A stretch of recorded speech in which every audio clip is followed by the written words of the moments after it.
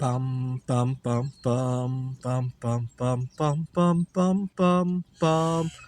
The Peter Dislike Show. Bum bum bum bum bum bum bum. So as a professor, I have to be careful about my students cheating with AI. And the truth is that we really don't have good enough tools to check if the students are cheating. A lot of this is just being mindful of what's going on around the campus and instilling to our students how important the learning process is. The truth is, it still works on a giant honor system. But the funny thing is, I find myself cheating. Not with schoolwork, not with my job, but a lot of times with a lot of life tasks.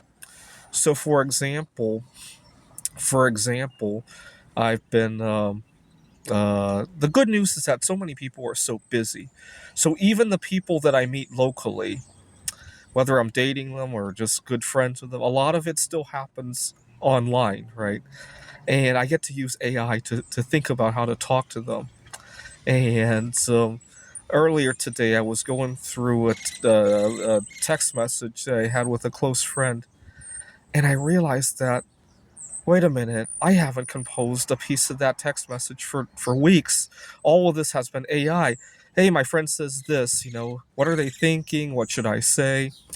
And I realized that I have been cheating all this time, all while telling my students how important it is to learn and not use AI. Right. Although I do, even when I ask AI, I don't copy and paste it. Right. A lot of times, what really gets the students to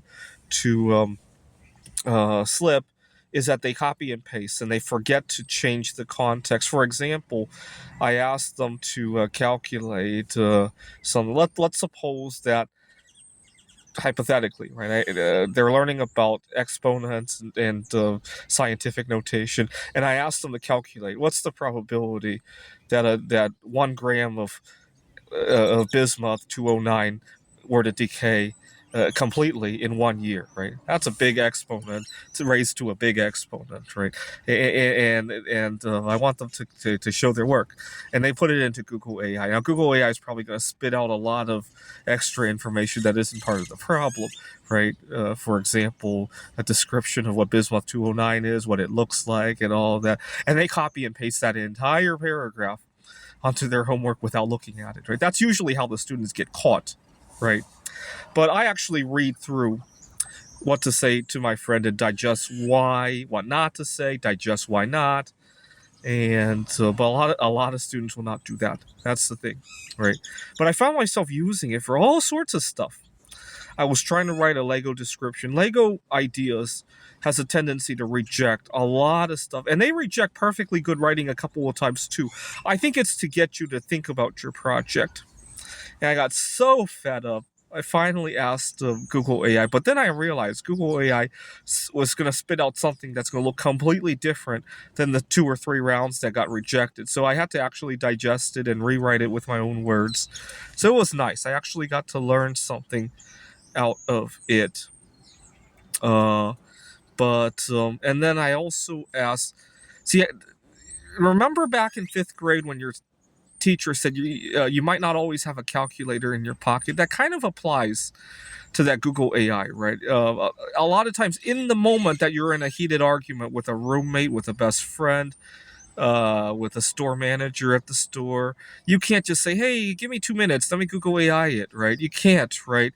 But a lot of times playing with Google AI regularly can help you think about these things, right? So I had to write a complaint to an Airbnb host. What had happened was I had stayed at an Airbnb, and the host had somehow gotten the days confused and woke me up when it wasn't my checkout day. And long story short, interrupted the flow of some things I was trying to do. My sleep schedule was very fragile. Being unexpectedly woken up has a tendency to set a ripple effect, and I was very unhappy about the days being mixed up and all that.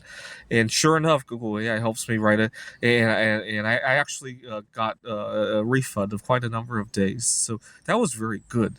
And in the future, I mean that dispute happened over days with emails, right? Where I can't use Google AI is a dispute that happens in real time, right? I'm at a meetup group and somebody says something that's completely off the walls, right?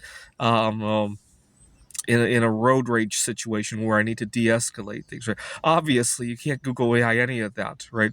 But the regular using of Google AI has kind of given me a lot of tools to think about those things when they do occur, right? But unfortunately, it's become almost like an addiction. Every time I see something, oh, better Google AI this when I get home, right? This is the Peter Dislike Show. Bum bum bum bum bum bum bum bum bum bum bum bum.